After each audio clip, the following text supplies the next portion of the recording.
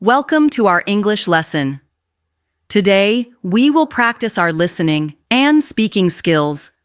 Listen carefully. Visiting a friend. Today, I want to tell you about a special day when I visited my good friend, Sarah. Visiting a friend is one of my favorite activities because it gives me the chance to share stories, laugh, and enjoy a peaceful time away from the busy city. My day started in the morning when I woke up feeling excited. I had a light breakfast of toast and an apple before I got ready. I chose a comfortable outfit, a soft pink t-shirt, a pair of blue jeans, and my favorite white sneakers. I always like to feel relaxed and happy when I go out to visit someone. I also packed my small bag with my phone, a wallet, and a notebook. I like to write down interesting things during the day, especially when I visit a friend. Sarah lives in a small apartment in Brooklyn, and she is my best friend from high school. Although we attend different colleges now, we always try to meet on weekends.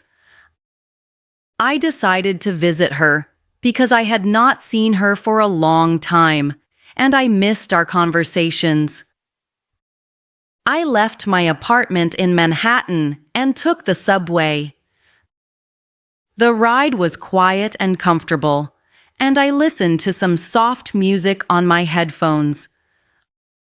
I enjoyed watching the city pass by through the windows of the train. The tall buildings, busy streets, and many people reminded me of how lively New York City is. When I arrived at the subway station near Sarah's apartment, I felt a sense of excitement. I walked slowly along the familiar streets, enjoying the warm sunlight and the gentle breeze. I saw many small shops, local cafes, and friendly people on the sidewalks. I felt happy to be part of this vibrant city, even if just for a few hours.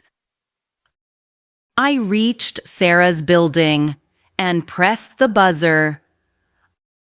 A few moments later, the door opened, and there was Sarah with a big smile on her face.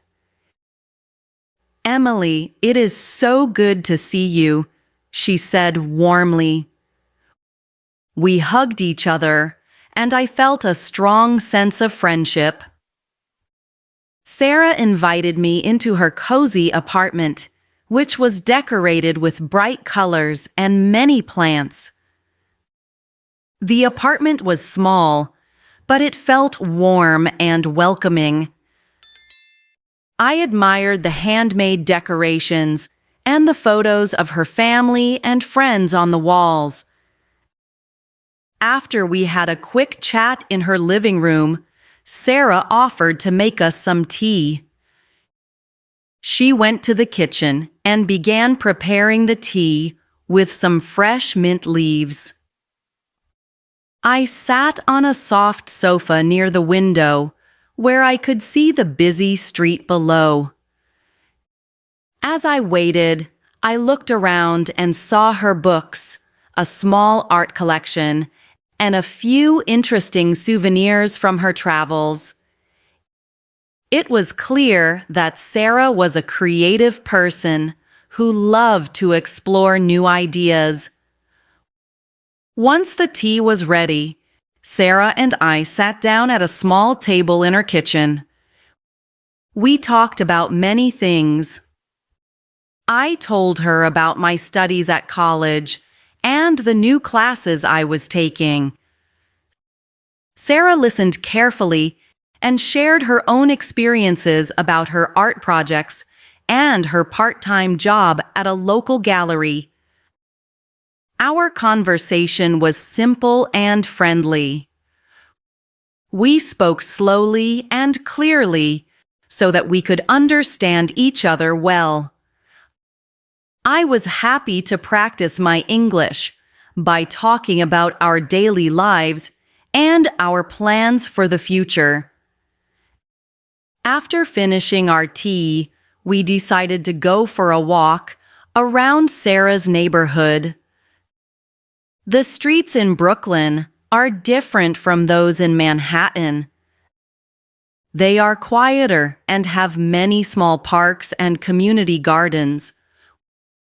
We walked along the tree-lined sidewalks and visited a small park that was just a few blocks away from her apartment. In the park, children played on the swings and families sat on picnic blankets. The park had a calm and relaxed atmosphere.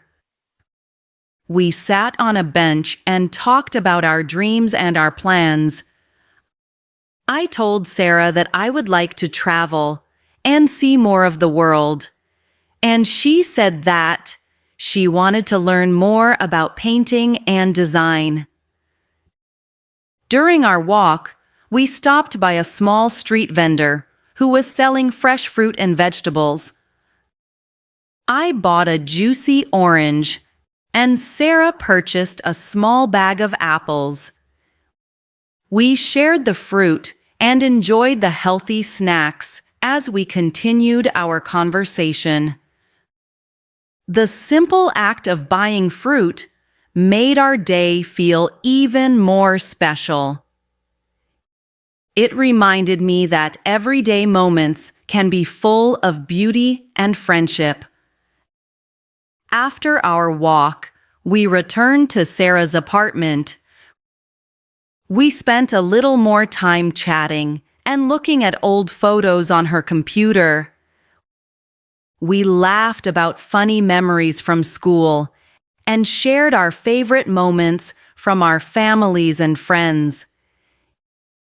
It felt like a warm reunion, and I was glad that we could reconnect despite our busy lives. Before it was time for me to go home, Sarah and I made plans to meet again soon.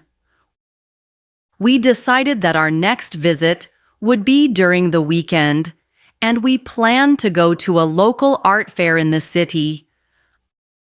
I thanked Sarah for her hospitality and for the wonderful day we had together. I promised that I would visit her again very soon. I left her apartment with a full heart and many happy memories. On my way back, I thought about the importance of friendship and how visiting a friend can bring so much joy into your life. I felt grateful for the opportunity to share my day, my thoughts, and my feelings with someone who truly understands me.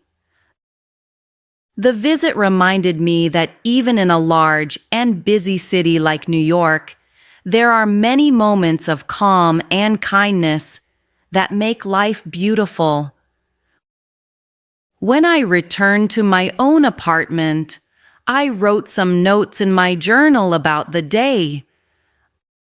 I described the small details, the sound of the subway, the smile on Sarah's face, the taste of the mint tea, and the peaceful walk in the park. I believe that writing down these memories helps me remember the good times. It also makes me appreciate the simple joys of life. Visiting a friend is more than just spending time together. It is a chance to share ideas, support each other, and create new memories. I hope my story helps you practice your English listening skills and learn new words. Thank you for listening to my story about visiting a friend. I wish you many happy moments and peaceful visits with your own friends. Don't forget to like this video, subscribe to the channel, and hit the notification bell so you don't miss our next English story. See you next time.